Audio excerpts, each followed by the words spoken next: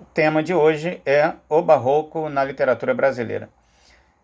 O contexto histórico do Barroco, ele é praticamente o mesmo contexto histórico do quinhentismo. Vamos levar em conta o quinhentismo 1500 a 1601, o Barroco 1601 a 1768. Essas datas, elas são sempre para facilitar nossa localização no contexto histórico, não são os elementos, né, fundamentais em cada estilo de época. Ela tem relação com a publicação de alguma coisa, né, sempre essa mudança de data. No caso do contexto histórico internacional, a Reforma Protestante é o principal acontecimento. E a Reforma Protestante, ela acontece na Alemanha, né, quando o padre católico, portanto, Martinho Lutero, fixa suas 95 teses na porta da igreja da Catedral de Wittenberg, se não me falha a memória. E essa catedral, as portas dessa catedral, era como se fosse um Facebook da época. Sabe, você discordou de determinada coisa, você quer fazer uma denúncia, você escrevia e fixava lá nas portas dessa catedral, ou ficava ali por perto apresentando suas teses. O Martinho Lutero, ele tem uma crise com a Igreja Católica, ele quer reformas. Isso é muito importante entender, tá, gente? O Lutero, ele não queria criar uma nova igreja, ele queria reformar a igreja dele, ele era um padre. Só que o Vaticano se ofendeu, ficou boladinho, e aí o Papa da época, né, teve lá uma crise e partiu para cima do Lutero com toda a força. O primeiro efeito da Reforma Protestante foi a nacionalização da Igreja Católica Alemã, né? Quem saiu perdendo, na verdade, foi a Igreja Católica, que não quis negociar. A Igreja Católica não tinha o menor talento para negociar, né? Estava acostumada a mandar sozinha no pedaço.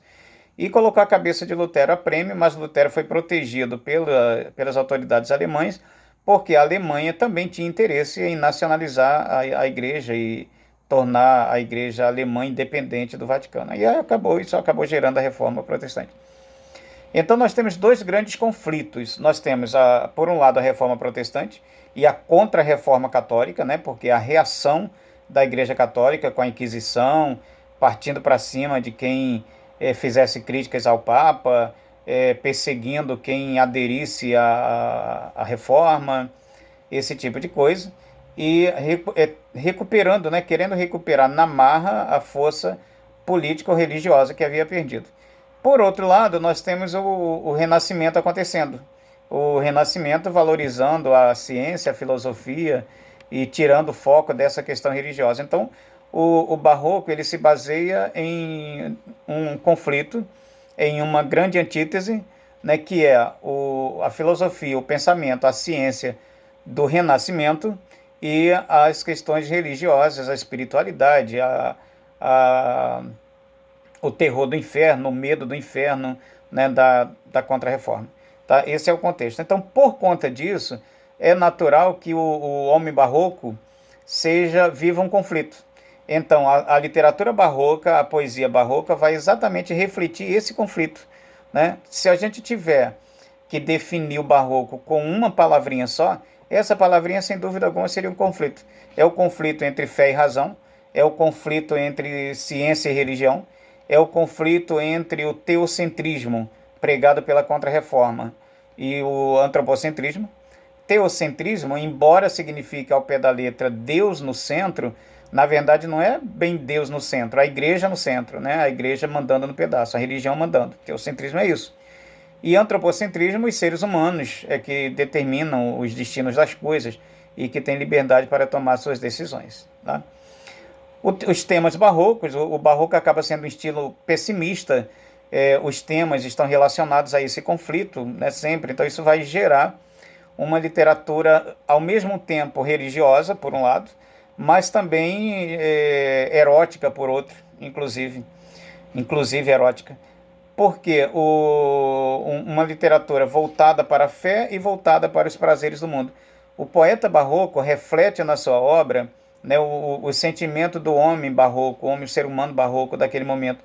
Ou seja, se queria gozar os prazeres da terra, né, aproveitar tudo que fosse possível, mas tinha-se medo do inferno. Então esse era o conflito, que você vai ver ainda em alguns religiosos hoje, principalmente entre jovens, entre os mais novos, né, querendo os prazeres da terra, mas com medo da ameaça do inferno. A igreja se aproveitou desse medo, a igreja, na verdade, instalou esse medo, né, e se aproveitou desse medo para trazer as pessoas de volta. Ou seja, quem largasse a igreja, quem seguisse os hereges reformadores, ia arder no quinto dos infernos de cabeça para baixo, e esse medo, né, fazia com que as pessoas tivessem uma crise. Ou seja, as pessoas queriam evoluir, abraçar a ciência, acreditar mais na ciência, na filosofia, mas a pressão da igreja, o medo, né, que era criado, fazia com que elas optassem, né, pelos caminhos da fé.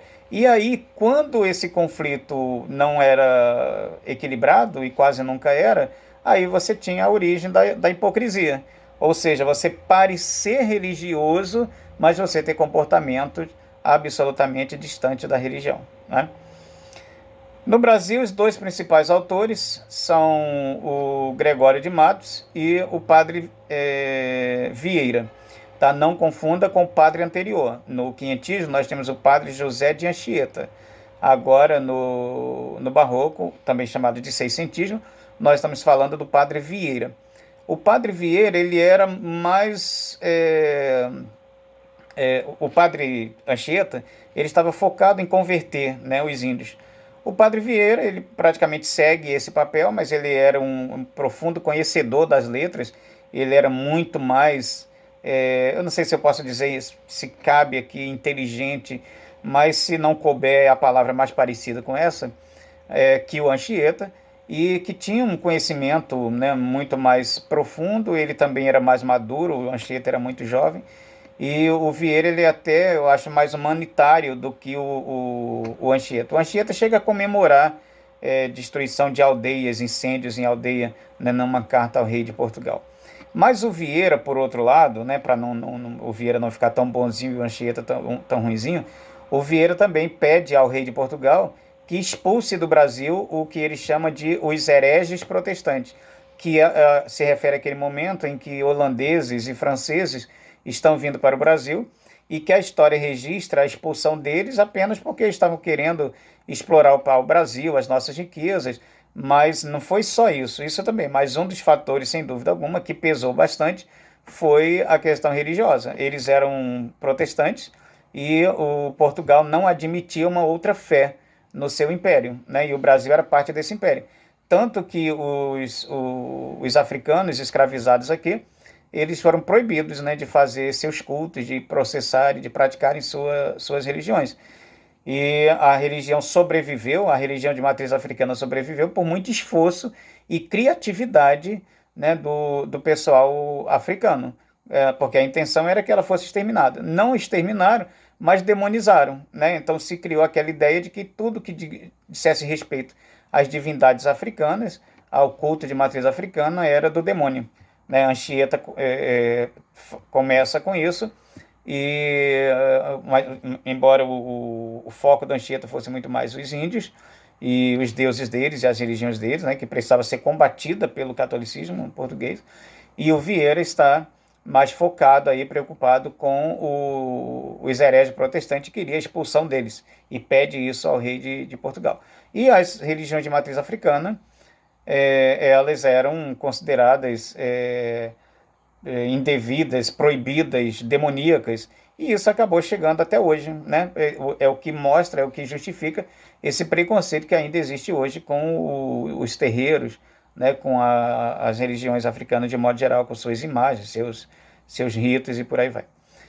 Bom, o padre Vieira, portanto, ele produz uma literatura nessa linha religiosa, né, meio filosófica, uma linguagem bastante complexa, né, chamada dentro da corrente do conceptismo barroco. E o Gregório de Matos, ele faz uma poesia muito diversificada. O Gregório de Matos, também chamado carinhosamente pelas pessoas a quem ele criticava na época, de Boca do Inferno. Ele chegou a ser um padre, mas ele briga com a Igreja Católica, ele deixa de ser. Ele chegou a exercer uma certa autoridade no Brasil, em nome da Igreja, mas ele se rebela contra a Igreja, por conta da hipocrisia, das coisas que acontecem, usando a fé alheia, né? Não é muito diferente do que acontece hoje entre grupos católicos e principalmente grupos evangélicos. e o enriquecimento de um, o aproveitamento, a hipocrisia, esse monte de coisa, e Gregório de Matos vai ficando aborrecido e abandona. E ele se torna um crítico, aí é que vem um detalhe muito importante, porque ele se torna um crítico não da fé cristã.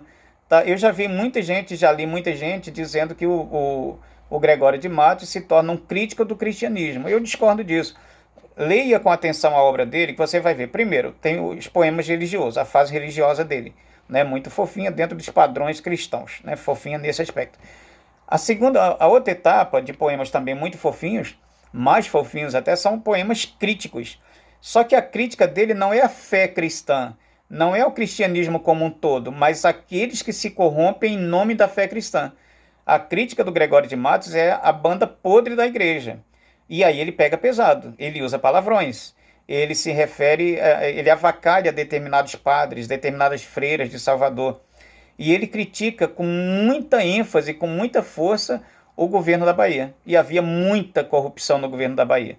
Isso também serve para nos mostrar que a corrupção não é uma criação de nenhum partido agora da nossa geração. Né?